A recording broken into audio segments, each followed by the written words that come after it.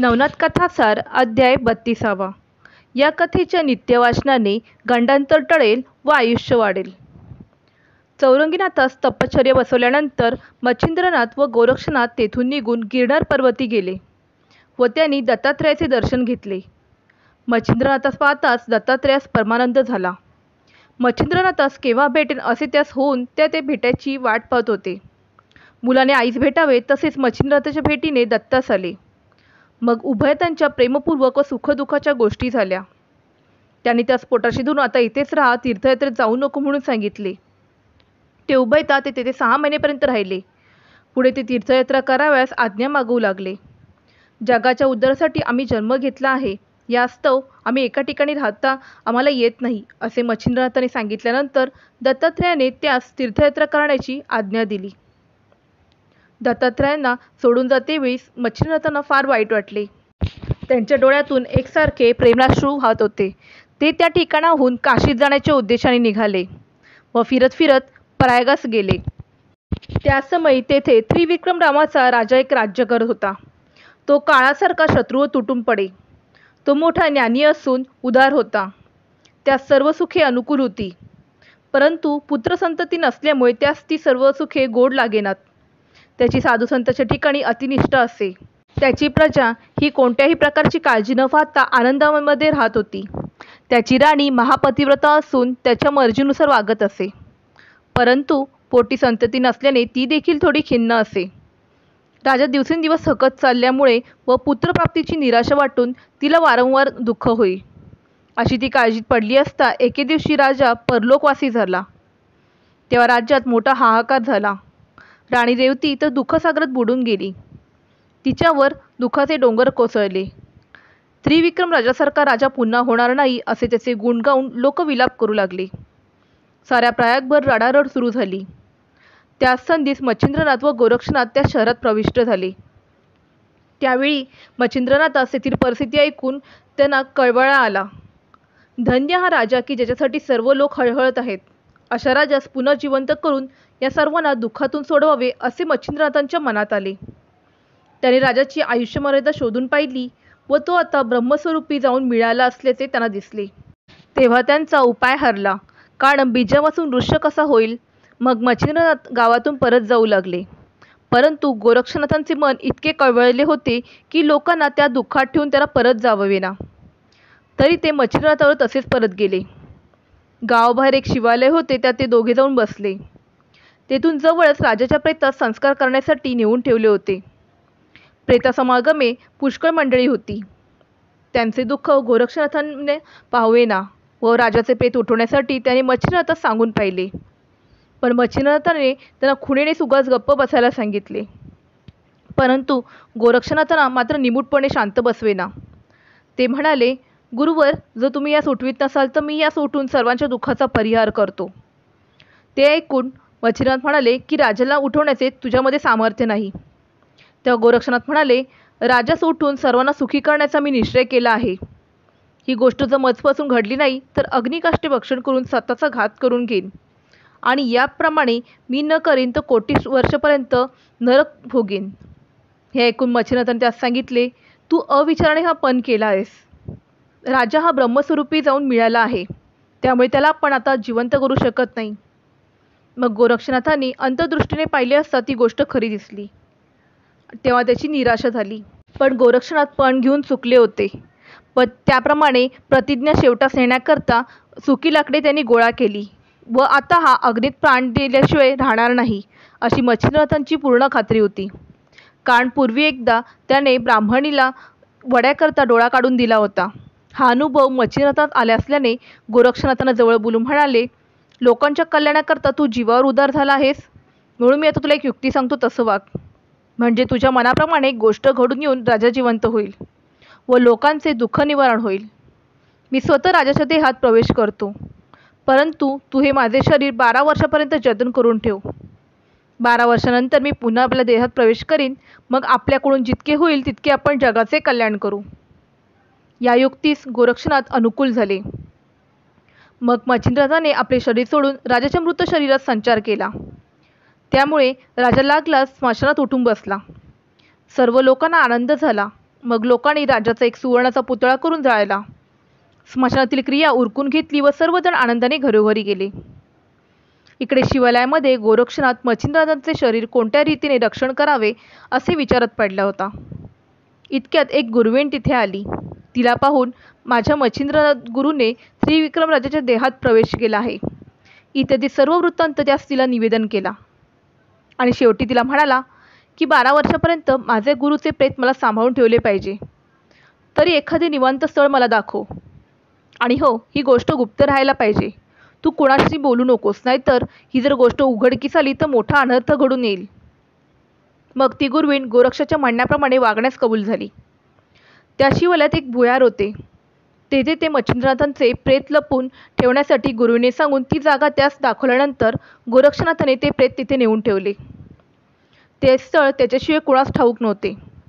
त्यावेळी गुरुवीने देखील गोरक्षनाथास विचारले की 12 वर्षेपर्यंत हा देह जतन करून ठेवायचा असे तुम्ही म्हणता, परंतु इतके दिवस हे शरीर टिकेल कसे हे मला कळत नाही. ते ऐकून गोरक्षनाथ तिला सांगितले की माझे गुरु मच्छिंद्रनाथ हे चिरंजीवी आहेत. त्यांच्या शरीराचा नाश कदाही व्हायचा नाही. परंतु ही गोष्ट तुला आणि मलाच ठाऊक आहे. इतर कोणाच्याही कानी जाऊन देऊ नकोस म्हणून खबरदारी ठेव. इकडे जिवंत झालेला त्रिविक्रम राजा म्हणजेच मच्छिंद्रनाथ राजवाड्यात गेल्यानंतर मनात काही किंतु न आणता सर्व कारभार पाहू लागले. राणीबरोबर त्याची त्रिविक्रमप्रमाणेच भाषणे होऊ लागली. ते पूर्ण ज्ञानी असल्यामुळे राजाच्या शरीरात प्रवेश केल्यानंतर माहितगारप्रमाणे सर्व व्यवस्था चालवू लागले व राज्यप्रकरणी सर्व कारभार सुरळीत चालू लागला. पुढे एके दिवशी त्रिविक्रम राजा स्वरूपात मच्छिंद्रनाथ त्या देवालयात गेले व गोरक्षनाथांना तेथे पाहून विचारपूस करू लागले. गोरक्षनाथाने त्यास उत्तर देऊन आपण कोण कुठल्याचा खुलासा केला, तसेच मच्छिंद्रनाथांचे शरीर सांभाळून ठेवले होते ती जागा देखील लिहून दाखवली व सगळे भाषण हे बर्बर भाषेत झाले होते. मग राजा क्षणभर तिथे बसून आपल्या राजवाड्यात गेला.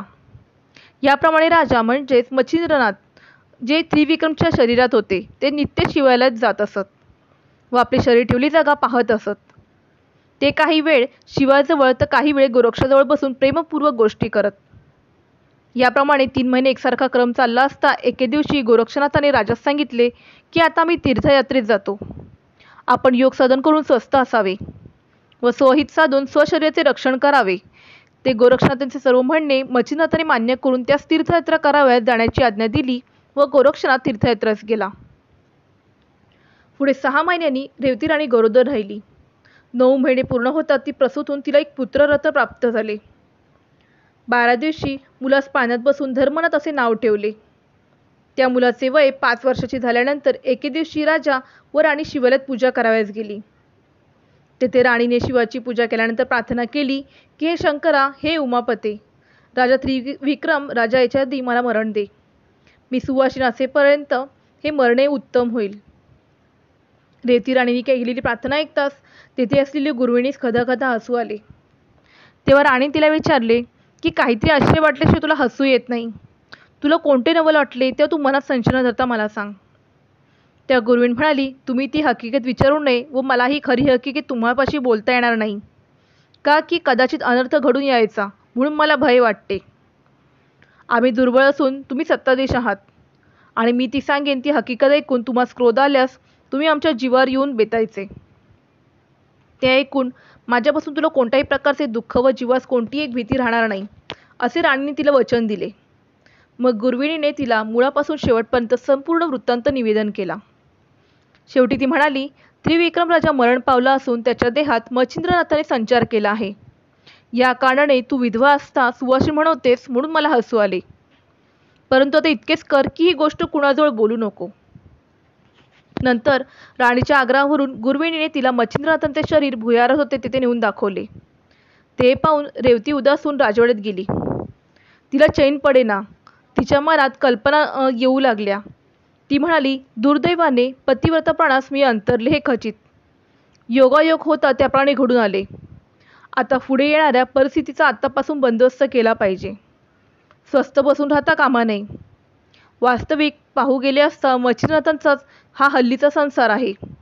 परंतु 12 वर्षांनी पुन्हा संकट येणारे हे टाळले पाहिजे. मच्छिंद्रनाथ परकाय प्रवेश पूर्णपणे जाणत असल्यामुळे तो भुयारात ठेवलेल्या आपल्या शरीरात प्रवेश करेल.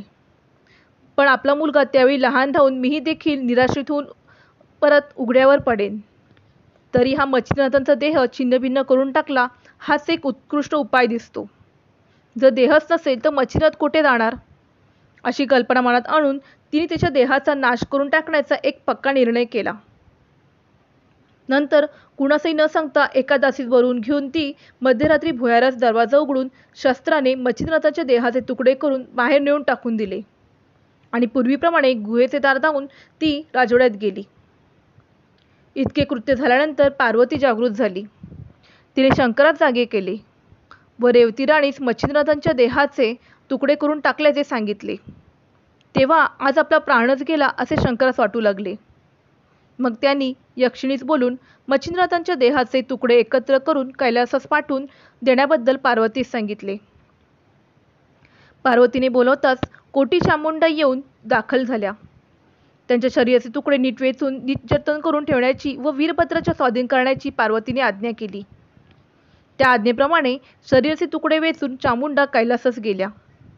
ते तुकडे वीरभद्राच्या स्वाधीन करून त्या संपूर्ण वृत्तांत समजवला. शेवटी त्या वीरभद्रास म्हणाल्या की आमचा व तुमचा शत्रू मच्छिंद्रनाथ हा मरण पावला आहे. त्याने आम्हास नग्न करून आमची फार फजिती केली होती. तसेच अष्टभैरवाची देखील दुर्दशा केली होती. तुमचीही तीच दशा केली. मारुतीचाही तोच परिणाम. सर्व देवांना हा प्रबळ असा शत्रू अनायासे आपल्या तावडीत सापडला आहे. तरी याचे शरीर नीट जतन करून ठेवावे.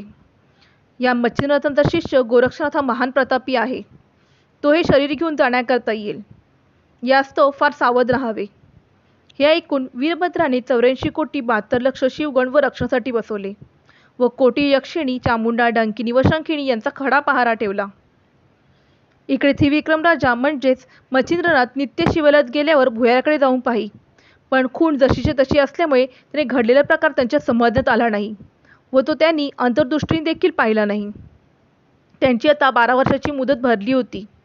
गोरक्षनाथ तीर्थयात्रेत गेले होते. तेही मुदत पुरी करून झाली म्हणून सावध झाले होते. इति श्री नवनाथ कथासार अध्याय 32 समाप्त.